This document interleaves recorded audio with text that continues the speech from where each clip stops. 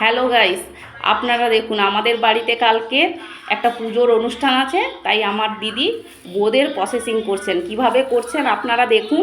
এইভাবে একের পর এক স্টেপ বাই আপনারা যদি করেন তাহলে আমাদের বাড়ির মতো আপনারাও তৈরি করতে পারবেন।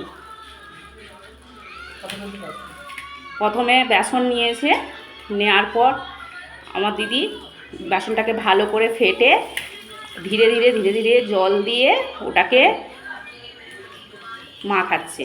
আপনারা এইভাবে আস্তে আস্তে করে জল দেবেন, দিয়ে আপনারা এইভাবে করবেন। জল দিয়ে আস্তে আস্তে করে সময় নিয়ে আপনারা মাখতে শুরু করবেন।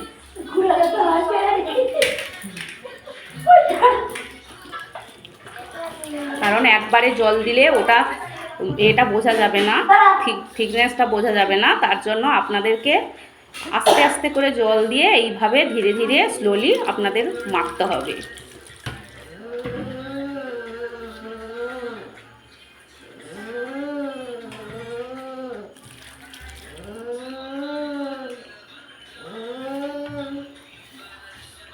আপনারা সময় নিয়ে এইভাবে আস্তে আস্তে করে জিনিসটা মাখবেন।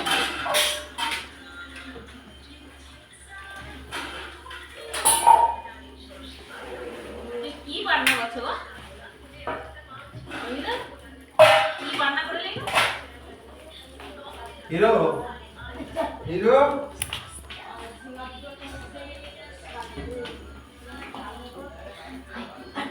দেখুন থিকনেসটা কেমন হবে।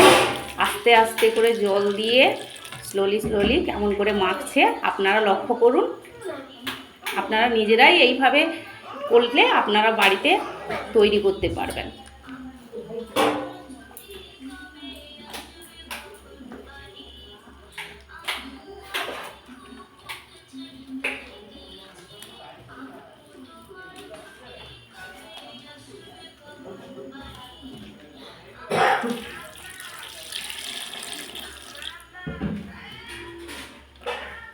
দেখুন আমার দিদি যেইভাবে করছে আপনারা সেইভাবে করবেন। আমার দিদি কিন্তু একবারে জল দিয়ে দেয়নি, কারণ একবারে জল দিয়ে দিলে ওটা থিকনেসটা তো বোঝা যাবে না, তখন আপনাকে আবার বেসনে করতে হবে, তখন অনেক ঝামেলার মধ্যে পড়বেন। কিন্তু এইভাবে করলে আপনাকে কিচ্ছু করতে হবে না। আপনি আস্তে আস্তে আপনি যখন মাখতে শুরু করবেন, বেসনটাকে ফাটাতে শুরু করবেন, তখন আপনি বুঝতে পারবেন যে আপনার কতটা থিকনেস দরকার।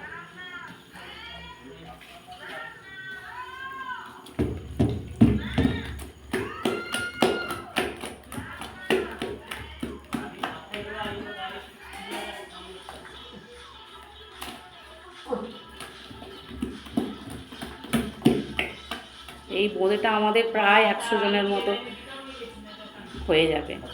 আমাদের বাড়িতে কালকে পুজোর অনুষ্ঠান আছে, তার জন্য আমার দিদি এই বোঁদেটা রেডি করছে।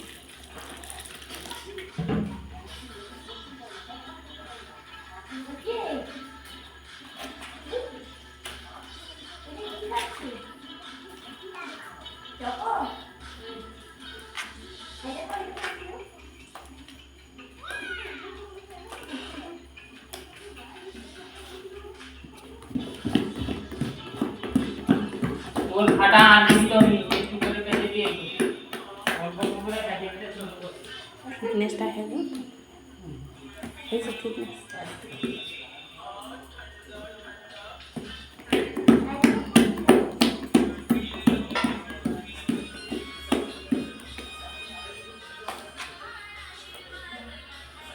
এই দেখুন এইভাবে থিকনেসটা হবে। আমরা ভিডিওটা এখানে এন্ড করছি। আপনারা লাইক করবেন, সাবস্ক্রাইব করবেন, ফলো করবেন। এরপরে প্রসেসিং করার পরে কিভাবে তৈরি হচ্ছে সেটা আপনাদের পরের ভিডিওতে আমরা দেখাবো। রাখছি। এবার দেখুন এর মধ্যে আমরা রিফাইন অয়েল দিলাম, দেওয়ার পরে আপনাদেরকে দেখাচ্ছি কিভাবে থিকনেসটা আসছে। রিফাইন অয়েলটা আপনারা আপনাদের বেসন অনুযায়ী পরিমাণ মতো দেবেন, এটা তো আর বলা যাবে না কেমন দেবেন। এবারে দেখুন থিকনেসটা কেমন আসছে। এই দেখুন বেসনটাকে ভালো করে ফাটিয়ে এইভাবে এসেছে। তারপরে পরের স্টেপে কিভাবে বোঁদেটা আমাদের হচ্ছে সেটা আপনাদেরকে অবশ্যই আমরা জানাবো বা দেখাবো। এবার দেখুন আমাদের গ্যাসের মধ্যে আমরা জল দিয়েছি কড়াইতে জল দেওয়ার পর এলাচ দিয়েছি, তারপর আস্তে আস্তে করে চিনি দিচ্ছি, কারণ এটা আমাদের বোঁদের প্রিপারেশনে হচ্ছে তৈরি করা হচ্ছে, মিষ্টির যে রসটা তৈরি হয় সেটা তৈরি করা হচ্ছে। আপনারা আস্তে আস্তে দেখুন। এইভাবে জলটা গরম হয়ে গেলে তার মধ্যে এলাচ দিয়ে দেওয়া হয়েছে, এলাচকে একটু শিলনোড়ায় বলে না হাতে করে থেতো করে দেওয়া হয়েছে, তারপরে চিনিগুলোকে জলটা হয়ে যেতে চিনিগুলো দেওয়া হয়েছে। এবার আস্তে আস্তে চিনিগুলো গলতে শুরু করবে এবং আমাদের মিষ্টির রসটা তৈরি হয়ে যাবে।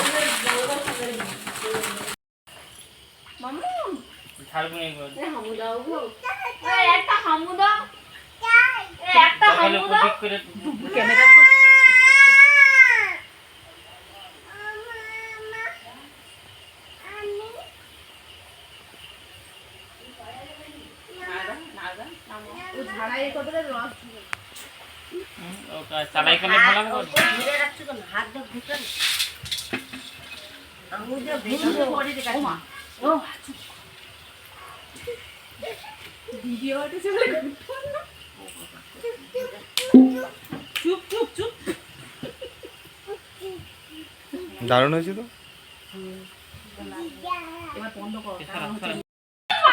হ্যাঁ, বোঁদের লাস্ট ফিনিশিং।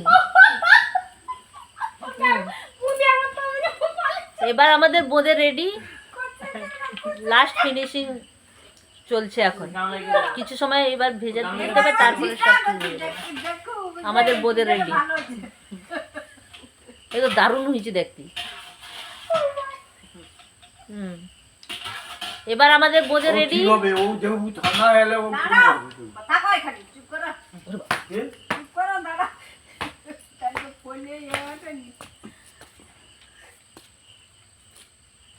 বন্ধ কর।